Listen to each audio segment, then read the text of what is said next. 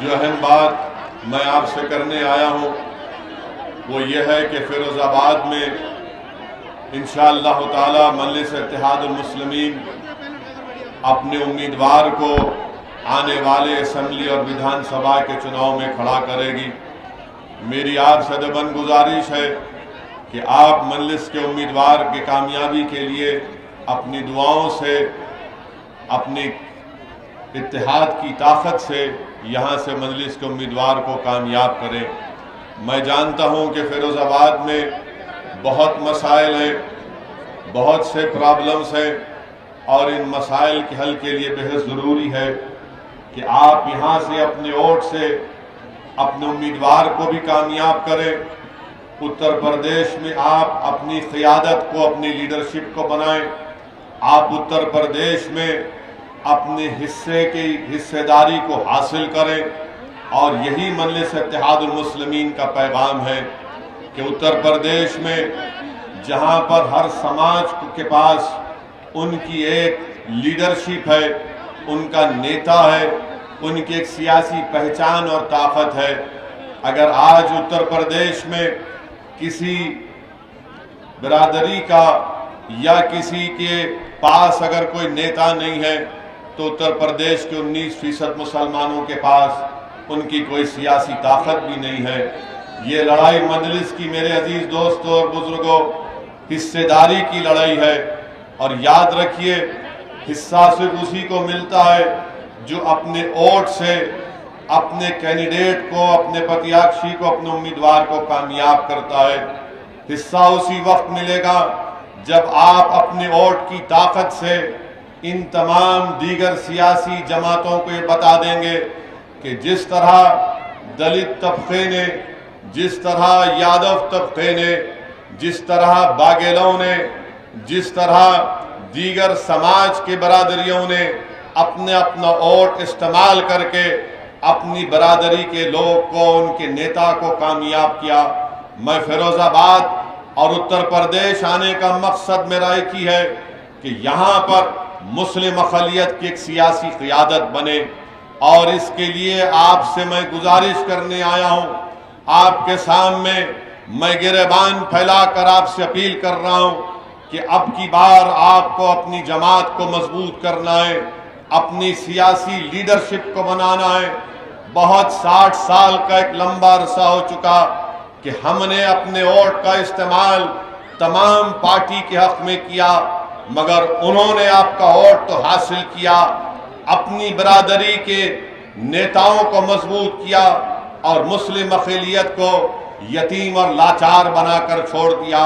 मेरे अजीज दोस्तों और बुजुर्गों, मेरे गयूर नौजवानों, याद रखिए, हमारे मुल्क की जमहूरियत की तल्ख़ हकीकत यह है कि जिसके पास उसका नेता होगा उसी की आवाज़ को सुना जाएगा। जिसके पास उसका नेता नहीं होगा उसकी आवाज़ को सुनना तो दूर की बात, उसको दबाया जाता है, उसको कुचला जाता है, उस नौजवान के मुस्तक़बिल को तारीक कर दिया जाता है। और यही हकीकत आपको समझने की ज़रूरत है। याद रखिए, जज्बाती तकारीर से या नारे लगाने से नेता नया लीडरशिप नहीं बनती। नेता और लीडरशिप बनेगी मुसलमानों की इंशाअल्लाह तो आपके इत्तेहाद और आपके वोट के जरिए बनेगी। और आपसे अपील कर रहा हूं कि ये काम आपको इस आने वाले विधानसभा में करना है। लोग बहुत सी बातें करेंगे, बहुत सी सियासी पार्टी के नेता आकर आपसे कहेंगे, बल्कि कह भी रहे कि असदुद्दीन ओवैसी की मजलिस पार्टी को वोट दोगे तो याद रखो यहाँ से बीजेपी कामयाब हो जाएगी। मैं उनसे पूछना चाहता हूँ, बताओ, लोकसभा के चुनाव में बसपा और सपा मिलकर लड़े तो सिर्फ 15 लोकसभा की सीट पर बीएसपी और समाजवादी के उम्मीदवार कामयाब हुए। माबाकी पर क्यों कामयाब नहीं हुए? क्या मजलिस जिम्मेदार है इसकी? मेरे अजीज दोस्तों और बुजुर्गों, आप जानिए मेरी इस बात को कि इनको असदुद्दीन ओवैसी से जाती नफरत इसलिए है कि असदुद्दीन ओवैसी इन तमाम सियासी पार्टियों के आगे मैं अपने जमीर का सौदा करने के लिए तैयार नहीं हूं। मैं आपका वोट बेचने के लिए तैयार नहीं हूं। मेरी लड़ाई अगर है तो आपकी लड़ाई है।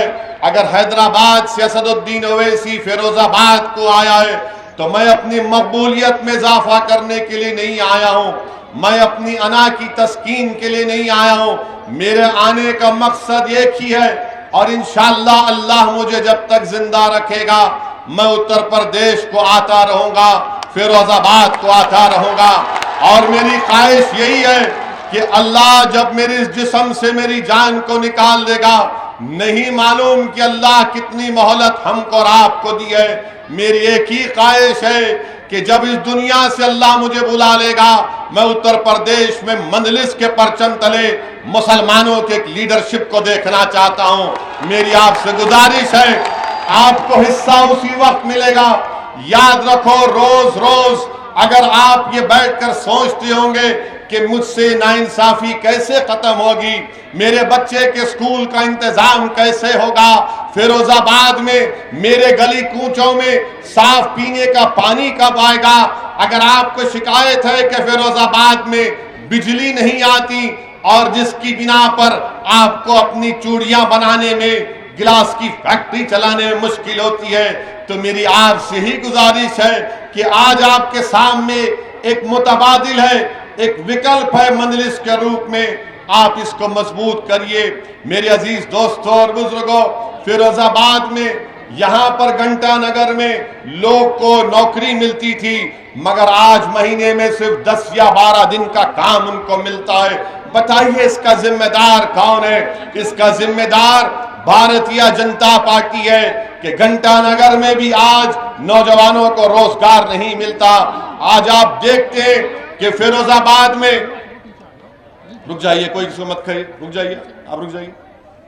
फिरोजाबाद में सब अगस्त सितंबर में बुखार आया तो मीडिया ने लिखा कि 45 से लेकर 200 के दरमियान में मासूम बच्चों की मौत हो गई। इसका जिम्मेदार कौन है? इसका जिम्मेदार बीजेपी की सरकार है। आप बताइए कि टाइफाइड हो जाता है, मलेरिया हो जाता है, क्या क्या हो जाता है। पेड़ के नीचे बच्चों को लिटाकर वहां पर उनको ड्रिप दिया जा रहा था। उत्तर प्रदेश में बीजेपी की सरकार है। अब आप जाकर अगर बाबा से कहेंगे, मुख्यमंत्री से, कि अगस्त सितंबर में 45 और 200 के दरमियान में बच्चों की मौत हुई, तो बाबा बोलेंगे नाम फिरोजाबाद है इसलिए बुखार आ गया। बाबा के दिमाग पर यह नाम को हटाने का बुखार है। मुख्यमंत्री के दिमाग में यह नहीं आता कि बच्चे क्यों मर रहे हैं। बच्चे इसलिए मर रहे हैं क्योंकि बीजेपी की सरकार ने फिरोजाबाद में सिर्फ 17 पब्लिक हेल्थ सेंटर्स कायम किए।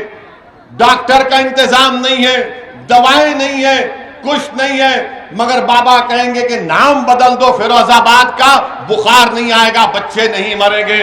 नाम बदलने से कुछ नहीं होता, काम करना पड़ेगा। मगर जहां कहीं भी नाम फिरोजाबाद होगा, नाम बदल दो, नहीं सुने ठोक दो, नहीं सुने जेल में डाल दो। ये इनकी पॉलिसी रही है। बीजेपी की सरकार पिछले 5 साल में उत्तर प्रदेश में कोई काम नहीं किया, कोई काम नहीं किया। मेरे अजीज दोस्तों और बुजुर्गों, नरेंद्र मोदी की दिल्ली में नीति आयोग ये कहती है कि फिरोजाबाद में 32% गरीब लोग रहते हैं। 32% गरीब लोग फिरोजाबाद में रहते हैं। बताओ आपने क्या किया? आप कहते हैं कि हमने नौकरियां दी। झूठ कहती है बीजेपी की सरकार, योगी की सरकार झूठ कहती है। डेटा बताता है कि 20 और 24 साल के बच्चों में बेरोजगारी में डबल इजाफा हो चुका है। 26 और 29 साल के नौजवान बच्चों में बेरोजगारी का इजाफा हो चुका है। नरेंद्र मोदी के पास इसका कोई जवाब नहीं है। नरेंद्र मोदी सिर्फ एक दिन में 4-4, 5-5 मरतबा अपने कपड़े पहनकर फोटो खिंचवाते हैं और समझते हैं कि पूरा मसला हल हो चुका है, पूरा मसला हल हो चुका है। आप बताइए, कीमतों में इजाफा हुआ नहीं हुआ? क्या जो कीमतों में इजाफा हुआ आपको उससे तकलीफ नहीं हो रही है? आप चूड़ियों का गिलास का काम करते, अब गैस पर काम हो रहा है। गैस की कीमतें बढ़ी नहीं बढ़ी? क्या एलपीजी गैस के सिलेंडर की कीमतें बढ़ी नहीं बढ़ी? अब ये सब हम बताएंगे तो बाबा बोलेंगे नहीं ओवैसी भड़काऊ भाषण दे रहा है। यानी गैस का सिलेंडर 1400-1500 रुपए 14 किलो का, इसकी बात नहीं करेंगे। कितनों को नौकरियां दी बताओ तुमने फिरोजाबाद में? कितनों को नौकरी मिली हाथ उठाओ।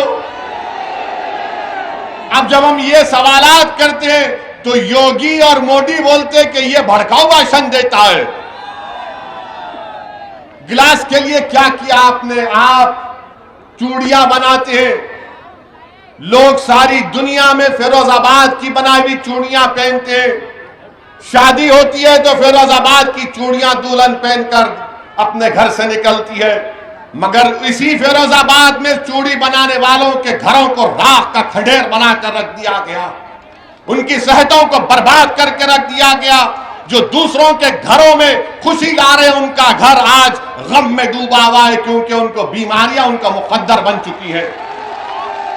मेरे अजीज दोस्तों और बुजुर्गों, इन्हीं बातों को समझाने के लिए मैं आपके दरमियान में आया हूं और आपसे अपील करने आया हूं कि आप मुत्तहिदा अपने वोट का इस्तेमाल करिए। और हाँ, मैं आपको यह भी बताने आया हूं कि मैं एक मुसलमान हूं, अल्हम्दुलिल्लाह। और मेरा अकीदा यह है कि अल्लाह मुसलमानों का भी खुदा है, अल्लाह हिंदुओं का भी खुदा है। जो मुसलमान नहीं, अल्लाह सब इंसानियत का खुदा है। अल्लाह रब्बुल आलमीन है, रब्बुल मुस्लिमीन नहीं है। मानते हैं ना इस बात को? आप मानते हैं ना? और मेरा मानना यह है कि अल्लाह इंसाफ करने वाला है, अल्लाह ही इंसाफ करने वाला है ना। हमारा मानना यह है कि अल्लाह सुब्हानहू तआला इंसाफ करेगा।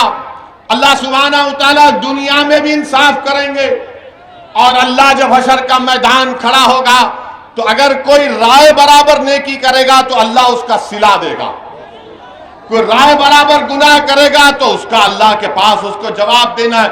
ये मेरा अकीदा है। अब आप बोलेंगे संविधान में ये कहां से है? बीजेपी के लोग बोलते संविधान में कहां से आया? संविधान में जिसको बाबा साहिब अंबेडकर ने बनाया, उसका प्रियम्बल में लिखा हुआ है liberty of thought and religion, यानी आजादगी। मुझे अपने मजहब पर, उसकी अकीदे पर चलने का इख्तियार दिया गया है। तो जब हम ये बात करते हैं तो बोलते हैं देखो ओवैसी भड़काऊ भाषण दिया। मैं नरेंद्र मोदी से पूछना चाहता हूं, आप देश के प्रधानमंत्री हैं, अरे कानपुर की 45 मिनट की मेरी तकरीर, आपको सिर्फ 45 सेकंड दिखे उसमें, और वो भी झूठ। मोदी और योगी को, असदुद्दीन ओवैसी को दिखाना पड़ रहा है झूठ के लिए। अरे सच्चाई का नाम असदुद्दीन ओवैसी है, याद रखो, मोदी और योगी। और हम क्या बोले उसमें? पहले तो चोरी से झूठा वीडियो डाले, जब उसके बाद हमने पूरा वीडियो डाला तो पूरे गैब सन्नाटा। हम बोले चलाओ, बताओ इसमें हमने क्या किया। हमारा अकीदा ये, मेरा फेथ ये है कि हमने कुरान करीम में पढ़ा, हमने बुजुर्गों और नेक बंदों के पैरों के पास उलमाओं की सोबत में बैठकर सुना। क्या सुना हमने? कि फिरौन था ना फिरौन हार गया ना मूसा के सामने, हारा ना फिरौन। तो हम क्या बोलते कि फिरौन की हार हक की जीत है ना? फिरौन की हार हक की जीत है। नमरूद हजरत इब्राहिम के आगे खत्म हो गया, तो हम क्या बोलते? सच्चाई की कामयाबी है, नहीं है? हम नहीं कहते कि नमरूद की नाकामी सच्चाई की कामयाबी है। क्या हम ये नहीं बोलते कि करबला में इमाम हुसैन ने अपनी गर्दन कटाई मगर यजीद हार गया? क्या हम नहीं कहते ये बात को? अब जब मेरा अकीदा ये है आपके पेट में दर्द क्यों हो रहा है? ये कह रहे हैं कि ओवैसी को नहीं कहना चाहिए था, ओवैसी को यह कहना चाहिए था कि फिरौन जीत गया, नमरूद जीत गया, खुदा ना खास्ता यजीद जीत गया। अरे दुनिया जब तक कायम अल्लाह रखेगा, हमेशा वक्त का फिरौन हारेगा, वक्त का नमरूद हारेगा, वक्त का यजीद हारेगा। अब मीडिया वाले सोच रहे होंगे अब कैसा पकड़े उसको, कैसा पकड़े इसको? नहीं पकड़ सकते। मेरा अकीदा है, आप मूसा को मत मानो, आप फिरौन को मानो तो आप फिरौनी, आप इब्राहिम को मत मानो तो आप नमरूदी, आप हुसैन को नहीं मानो तो आप यजीदी। ये जमहूरियत की खूबसूरती है। मैं तो ये नहीं कह रहा हूं ना कि मैं ही सच हूं, मैं ये कह रहा हूं कि मेरा मानना ये है। इसीलिए हम कहते हैं कि जो जालिम है उसका खातिमा होगा। हो सकता है कि मेरे जिंदगी में ना हो, मेरे बच्चों की जिंदगी में हो जाएगा। अच्छा, आपको मालूम नमरूद को कैसे उसका खातिमा हुआ? नमरूद का खातिमा कैसे हुआ मालूम आपको? नमरूद का खातिमा ऐसे हुआ कि अल्लाह ने उसके दिमाग में एक लंगड़े मच्छर को डाल दिया था। लंगड़ा मच्छर नमरूद की दिमाग में चला गया। अब उस नमरूद के पास वक्त का बादशाह था। उसके पास जो कोई मिलने आता तो उससे कहा जाता, बादशाह सलामत से मिलने से पहले उसके सर पर एक थप्पड़ मारना पड़ेगा तुमको, क्योंकि उसका मच्छर जो दिमाग में अल्लाह ने डाल दिया था उससे उसको राहत मिलती थी। ये हमारा अकीदा है। आप ये कह रहे हैं ये क्यों बोले, ये नहीं बोलना चाहिए। अरे तुम होते कौन हो? क्या मैं तुम्हारी जबान में बोलूं? क्या तुम्हारी जबान मेरे मुंह में है? क्या तुम्हारी सोच मेरी दिमाग में नहीं? हमारे मुंह में हमारी जबान है, तुम्हारी जबान नहीं है। हमारे मुंह से जो बात निकलेगी वही सदाकत है, वही सदाकत है। अरे इख्तिदार पर बैठकर बड़ी बड़ी बातें करते हैं कि असदुद्दीन ओवैसी को ये नहीं बोलना चाहिए था, वो नहीं बोलना चाहिए था। अरे मैं क्या तुमसे पूछ रहा हूं? मैं बोलूंगा अपनी बात को, आपको पसंद नहीं है कान में रुई लगाकर बैठ जाओ। मगर सच्चाई यही है, सच्चाई को बयान करना जरूरी है। और अब तो हद यह हो गई कि हम अपने मरने वालों का भी जिक्र नहीं करेंगे, हम अपने मरने वालों का भी जिक्र नहीं करेंगे, हम जुल्म का जिक्र नहीं करेंगे, हम मजलूम का जिक्र नहीं करेंगे, हम मरने वालों का जिक्र नहीं करेंगे, जिंदों को दबाया जा रहा है उनके दबाने का जिक्र नहीं करेंगे। बीजेपी और ये तमाम सेकुलर जहन रखने वाली पार्टियां ये चाहती हैं कि असदुद्दीन ओवैसी जालिम का साथ दे। याद रखो, अल्लाह जब तक जिंदा रखेगा असदुद्दीन ओवैसी और मजलिस का एक एक रुकन जालिम का नहीं मजलूम का साथ देंगे। जब तक अल्लाह हमको जिंदा रखेगा हम कातिल का नहीं मकतूल के इंसाफ के लिए लड़ते रहेंगे। हम कातिलों का साथ नहीं देंगे, मकतूलों का साथ देंगे। हम ताकतवरों का साथ नहीं कमजोरों का साथ देंगे। और हमारी आंखों में जो सबसे कमजोर है वो हमारी नाकों में सबसे ताकतवर है। अगर जुल्म मुसलमान किसी हिंदू पर करेगा हम उस हिंदू का साथ देंगे, मजहब को बीच में आने नहीं देंगे, जुल्म को देखेंगे, जालिम को पहचानेंगे।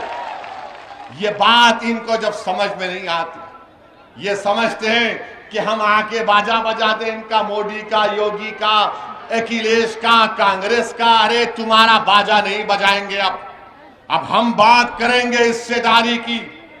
कानपुर की तकरीर पर बड़ा उछाला, क्या किया, क्या कहा मैंने? एक 80 साल के बूढ़े को उसकी दाढ़ी को लोचा गया और उसके जिस्म पर पेशाब कर दिया गया।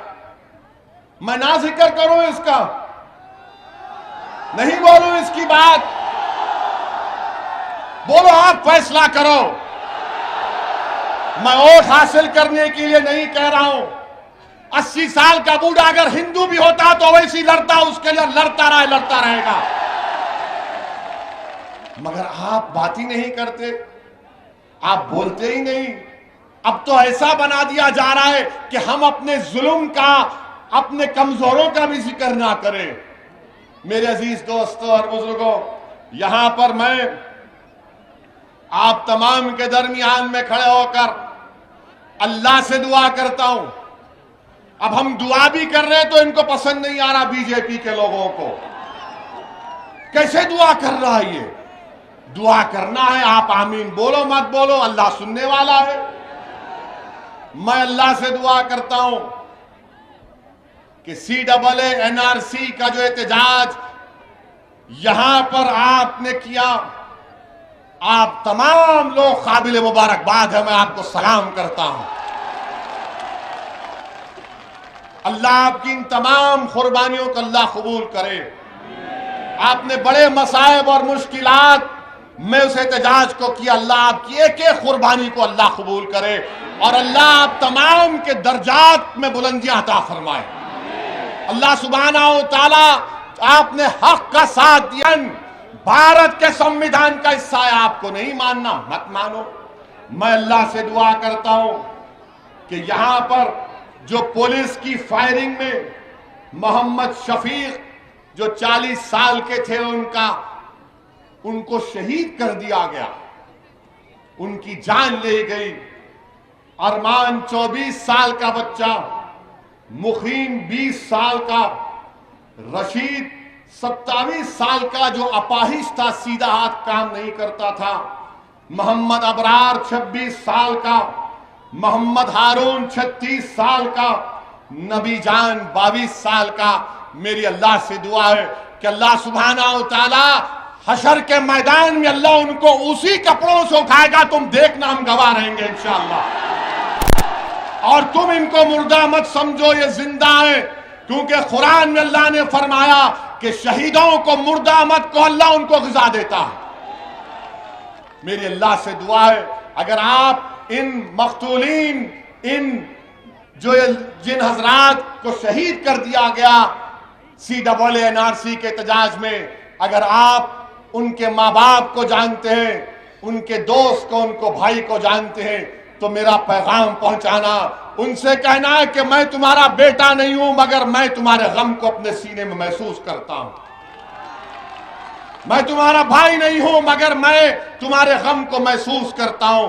मैं ये बात वोट बटोरने के लिए नहीं कह रहा हूं, बहैसियत इंसान कह रहा हूं, बहैसियत इंसान कह रहा हूं कि जिसके घर में नौजवान बेटा मर जाता है, उसकी मां को मालूम, उसके बाप को मालूम। जो मां 9 महीने तक अपनी औलाद को अपने पेट में पालती है, उस पे क्या गुजर रही होगी अल्लाह ही जानता, घर वाले जानते। मेरा पैगाम पहुंचाना मेरे भाई, पैगाम पहुंचाना मोहम्मद शफीक, अरमान, मुकीम, हारून, नबी जान, रशीद और अबरार के घर में कि एक दीवाना आया था, अपनी दीवानगी का इजहार कर चला गया। आज दीवानगी की जरूरत है, याद रखो। अक्लमंद को कभी मंजिल नहीं मिलती, अक्लमंद को कभी मंजिल नहीं मिलती, जुनूनी को, दीवाने को मंजिल मिलती है। क्योंकि जब तुम अकल से पूछोगे फिरोजाबाद में मंजलिस जीती गई क्या, तो अकल बोलेगी और डिवाइड हो जाएंगे। जब तुम दिल से पूछोगे तो दिल बोलेगा प्यारे कूद जा, का दरिया डूब के निकलेंगे इंशाअल्लाह ताला। अकल और दिल दोनों में हमेशा झगड़ा होता है, और ये तमाम सेकुलर पार्टियां और बीजेपी ये हमारे दिमाग से खेलते हैं, ऐसा हो जाएगा, वो हो जाएगा। अरे क्या क्या नहीं हो गया अब तक, अब क्या करना बाकी है बताओ आप मेरे भाई। क्या यह बात गलत नहीं है कि एक 32 साला अहमद नबी, जिसको CAA के प्रोटेस्ट में गिरफ्तार किया गया था, अहमद नबी को भी मेरा सलाम। अहमद नबी कैंसर का पेशेंट था, यहां की पुलिस ने गिरफ्तार किया, उसको कीमियोथेरेपी ले जाने की इजाजत नहीं दी। अब आप बोलेंगे कहां से कह रहे हैं, मीडिया की रिपोर्ट है, बनने या दामाद बनने तैयार हो, मुझे उसकी परवाह नहीं है, सच्चाई को बयान कर रहा हूं। और फिर उनका भाई का फिरोजाबाद के जेलर लाल प्रताप सिंह ने मीडिया से कहा कि योगी सरकार ने अहमद नबी की कीमियोथेरेपी के लिए पुलिस कस्टडी नहीं दी। जेलर साहब कह रहे हैं उन पे भी केस बुक करेंगे क्या आप? और फिर टाइम्स ऑफ इंडिया जनवरी 1, 2020 का टाइम्स ऑफ इंडिया ने लिखा कि वीडियो है जिसमें पुलिस की मौजूदगी में पत्थर बरसाए जा रहे थे। योगी बोलेंगे नहीं, पत्थर नहीं, फूल बरसा रहे थे। ये सब है। इसका जिक्र क्यों कर रहे हो वैसी? करूंगा जिक्र क्योंकि दुनिया में जब तक नाइंसाफी का जिक्र नहीं होगा, इंसाफ नहीं होगा। याद रखो, नाइंसाफी का जिक्र करना जरूरी है इंसाफ को मजबूत बनाने के लिए। मजलूम का जिक्र इसलिए जरूरी है कि जालिम के जुल्म को रोकने के लिए और बच्चों के मुस्तकबिल को अच्छा बनाने के लिए। मेरे अजीज दोस्तों और बुजुर्गों, फिर आप ये भी देखते हैं कि आपके फिरोजाबाद में एक भी गवर्नमेंट यूनिवर्सिटी नहीं है। एक भी गवर्नमेंट यूनिवर्सिटी नहीं है। क्या किए बाबा आप? क्या किए समाजवादी की सरकार ने? मेरे अजीज दोस्तों और बुजुर्गों, आपके सामने ये भी बताने आया हूं कि उत्तराखंड में हमारे मीडिया के लोग, जरा कैमरा कर लो मुझ पे, मसाला दे रहा हूं आपको शाम के 6 बजे के लिए। हमारा निकाह करना 7 बजे। माशाल्लाह हफ्ते में 2 बार हमारा अख्त होता है टीवी के ऊपर, निकाह होता है हमारा, दूल्हा बनाकर पेश किया जाता है हमको। देखो ये बोला, वो बोला, ऐसे बोला, वो बोला।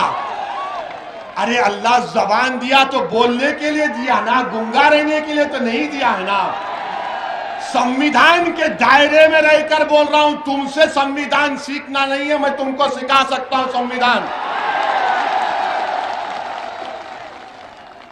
उत्तराखंड हरिद्वार में एक धर्म संसद हुआ। क्या हुआ?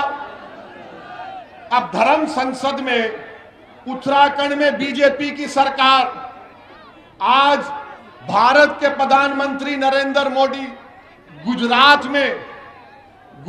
में ईसाइयों के चर्च के में जाकर कहा कि भारत की अखंडता को बरकरार रखना है, भारत की यूनिटी को बरकरार रखना है। देश के प्रधानमंत्री ने कहा बड़ी अच्छी बात है, बड़ी अच्छी बात है। मगर हम देश के प्रधानमंत्री से पूछना चाह रहे हैं कि उत्तराखंड में आपकी सरकार है और उस सरकार में वहां पर एक धर्म संसद हुआ जिसमें उसका नाम क्या रखा गया?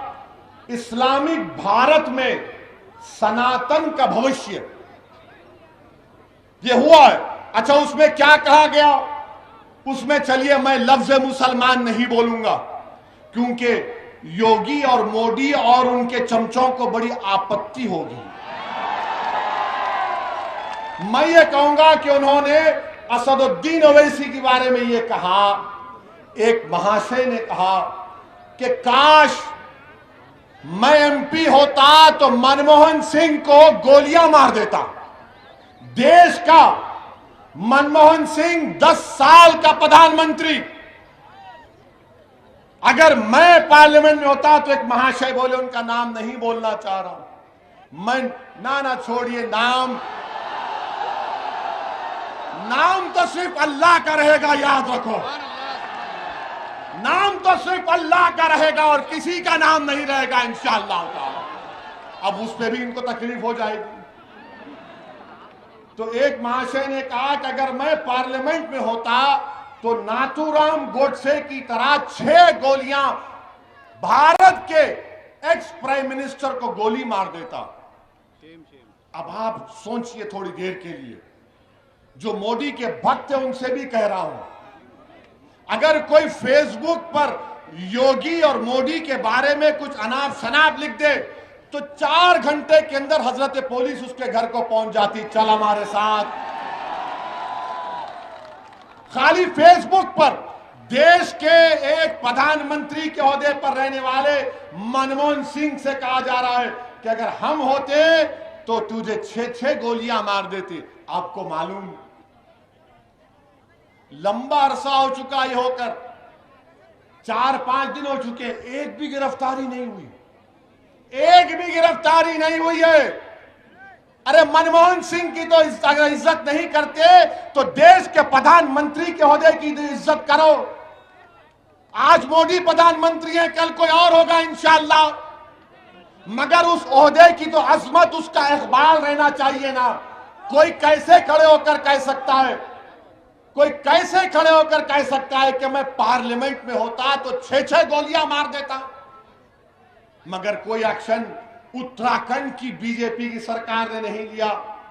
एक और महाशय थे, उन्होंने क्या कहा, उत्तराखंड के ईसाइयों को कहा क्रिसमस नहीं मनाना, क्रिसमस मनाओगे तो फिर तुम्हारी खैर नहीं है। अच्छा, एक और महाशय ने कह दिया कि मैं भगवा संविधान दे रहा हूं। अब हम पूछना चाहते हैं मोदी जी से, क्या आप ये भगवा संविधान को लेकर आएंगे या अंबेडकर के बनाए हुए संविधान को बरकरार रखेंगे? संविधान की धज्जियां उड़ाई जा रही हैं। बीजेपी, नरेंद्र मोदी सन्नाटे में है। और फिर एक और मैडम ने कहा, वन मैडम हैज सेड, क्या कहा मैडम ने, मुझे 100 सिपाही चाहिए जो 20 लाख ओवैसी की तरह लोगों को मार दे। भाषण में कहा, कमरे में नहीं, भाषण में कहा। और कहा कि भारत का संविधान गलत है और भारत के लोगों को नाथूराम गोडसे की पूजा करनी चाहिए। क्या करनी चाहिए? पूजा करनी चाहिए। वो गांधी का कातिल हरामी गोडसे की पूजा करेंगे। इस आजाद हिंदुस्तान का अगर सबसे पहला टेररिस्ट कोई था, नाथूराम गोडसे था। और मैडम बोल रही है उसकी पूजा करनी चाहिए। अच्छा, एक और महाशय बोले, क्या बोले कि आप वो अपील कर रहे हैं, अपने हिंदू भाइयों से कह रहे हैं, मुझे यकीन है कि हिंदू भाई उसका नहीं मानेंगे, कह रहे हैं कि हथियार उठा लो ताकि 2029 में कोई मुसलमान प्रधानमंत्री ना बन जाए। और फिर वही एक और साहब कह रहे हैं कि जिस तरह म्यांमार में रोहिंग्या मुसलमानों को उनके मुल्क से निकाल दिया गया, उसी तरह मुसलमानों से उस तरह का हशर करना चाहिए। कोई मुकदमा नहीं, कोई गिरफ्तारी नहीं।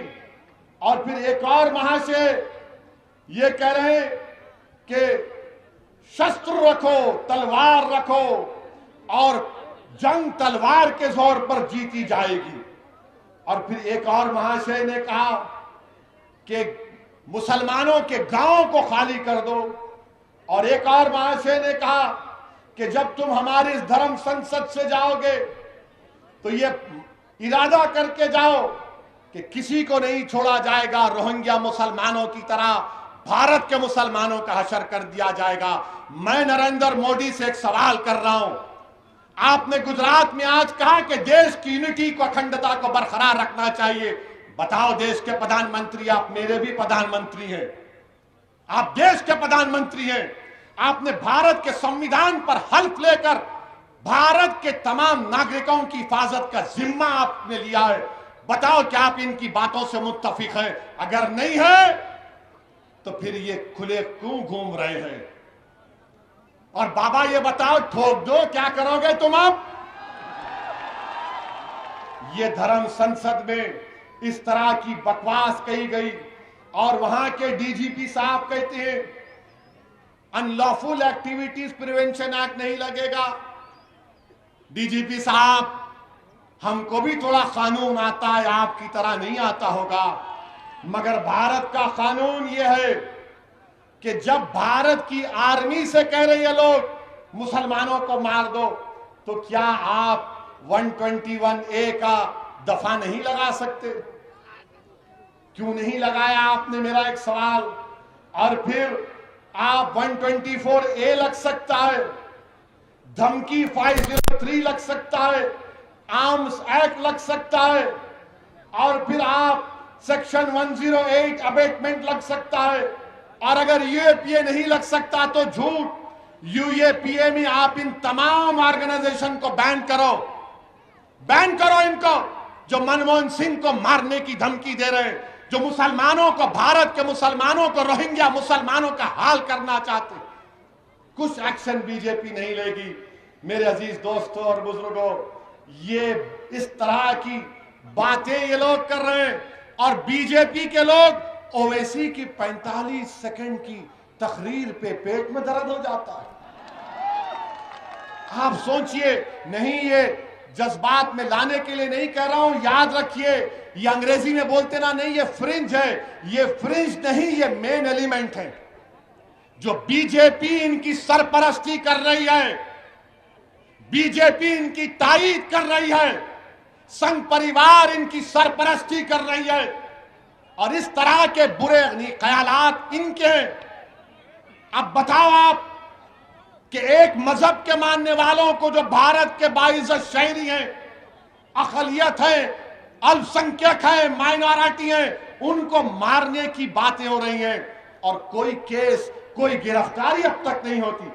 अच्छा, अब सवाल यह पैदा होता है कि क्या अखिलेश यादव की पार्टी ने इनके खिलाफ कंप्लेन की? उत्तराखंड में भी समाजवादी है, कांग्रेस इलेक्शन लड़ने जा रही है, क्या कांग्रेस ने कंप्लेन दी? किसने दी? मजलिस इत्तेहादुल मुस्लिमीन के डॉक्टर नैयर काज़मी ने जाकर कंप्लेन दी। क्यों कंप्लेन नहीं दी समाजवादी और कांग्रेस ने? तो बोलेंगे वो वोट नहीं मिलेगा हमको, वो वोट नहीं मिलेगा हमको। अरे तुम वोट की क्यों बात कर रहे? देश को बचाओ। जब देश बचेगा तो जमहूरियत रहेगी। ये देश में एनार्की पैदा करना चाह रहे हैं, मगर समाजवादी कुछ नहीं बोलेगी, कांग्रेस कुछ नहीं बोलेगी, और क्या बोलेगी? ये ओवैसी का भड़काऊ भाषण होता है, ये भड़काऊ भाषण देता है। मैं एक एक लफ्ज को सच्चाई के साथ बयान कर रहा हूं, एक एक लफ्ज को सच्चाई के साथ आपके सामने बयान किया हूं। और जब मैं ये कहता हूं कि याद रखो, ये अंधेरी रात लंबी रहने वाली है, ये अंधेरी रात लंबी रहने वाली है, मैं आपसे अपील कर रहा हूं कि मुत्तहिद हो जाओ, अपनी इत्तेहाद की ताकत पर तुम शमा जलाओ, तुम रोशनी फैलाओ, ये अंधेरा छट जाएगा तुम्हारी इत्तेहाद की ताकत पर। मजलिस के मुखालिफिन मुझे फोन करके धमकी देते हैं कि ओवैसी तू उत्तर प्रदेश में तुझे खाक में मिला देंगे, ओवैसी तुझे उत्तर प्रदेश में जला देंगे। तो सुनो, मैं तुमसे कह रहा हूं, तुम मुझे जलाओगे भी, तुम मुझे खाक में डालोगे, मेरा जलना कई घरों को रोशन कर देगा इंशाअल्लाह ताला। मैं रोशन करना चाहता हूं। मुझे जाना है इस दुनिया से एक दिन। मुझे डर इस बात का है, मैं गुनाहगार हूं, सियाकार हूं, और अल्लाह जानता है ओवैसी क्या है। मुझे डर सिर्फ इस बात का होता है कि अल्लाह के सामने जब हम सब खड़े होंगे, ओवैसी क्या जवाब देगा।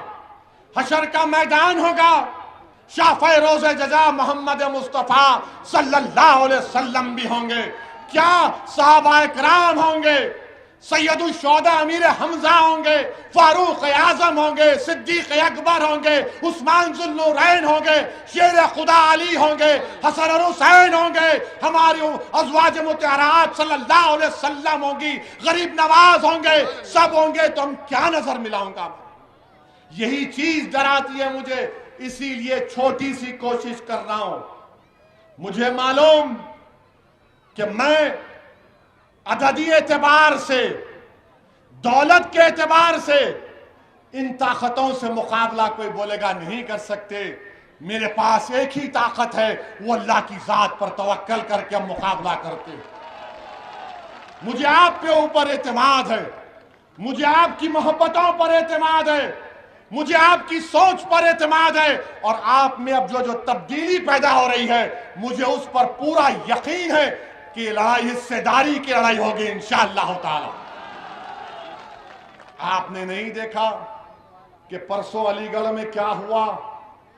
अलीगढ़ में समाजवादी का जलसा हुआ, समाजवादी का जलसा हुआ। जयंत चौधरी साहब खड़े, अलीगढ़ का 10 साल का एमएलए, उसका नाम क्या है? जमीरुद्दीन, जमीरुल्लाह। अब हाथ पकड़ो, हाथ पकड़ो। अब ऐसा हम कर रहे हैं, अब बाबर आ गया ऐसा, तो मैं ढकलूं बाबर को ऐसा? बोलो आप। तो मैं होता आजा बाबर तू भी। मगर जैन ने क्या किया? जमीरुल्लाह को बोला पीछे हट। 10 साल का एमएलए, यह तौहीन मुसलमानों की। मुझे शिकायत जयंत चौधरी से नहीं है, मुझे शिकायत तुमसे। तुम गए क्यों? ये तुम्हारा मंच है, तुम यहां पर आओ, मैं कंधे में बिठाने तैयार हूं तुमको। आओ जमीरुल्लाह, यहां बैठो। तुम नेता बन जाओ, मेरी लाश पर बनो, मेरी खबर बना दो, मगर तुम नेता बन जाओ एक बार। मुझे शिकायत इनसे नहीं है, शिकायत अपनों से है। तुम कब तक दरी बिछाओगे? मुसलमान उत्तर प्रदेश के कब तक दरी बिछाएंगे? अब तुम दरी नहीं बिछाना, तुम मंच पर आकर बैठोगे इंशाअल्लाह। तुम हिस्सेदारी की लड़ाई लड़ोगे मुसलमानों उत्तर प्रदेश के। और याद रखो, अरे जिंदा है, जिंदा ही रहेंगे इंशाअल्लाह ताला। सुबह क़यामत तक जिंदा रहेंगे। रसूलुल्लाह सल्लल्लाहु अलैहि वसल्लम की उम्मत जिंदा रहेगी, हमेशा जिंदा रहेगी। जब तक जिंदा रहेंगे कायनात में सूरज निकलता रहेगा। हम जिंदगी और जिंदा रहने के लिए आए, मगर जिंदगी के मजाहरे भी करना है। सिर्फ नारे मारकर बैठना नहीं है। बाप मजलिस के हक में वोट का इस्तेमाल करेंगे नहीं करेंगे? कितने करेंगे? हाथ उठाइए, उधर यहां पर हाथ उठाइए। ये मीडिया वालों कैमरा दिखाओ, दिखाओ, बताओ लोगों को कि हाथ उठ चुके हैं। इनकलाब आएगा उत्तर प्रदेश में इंशाअल्लाह ताला।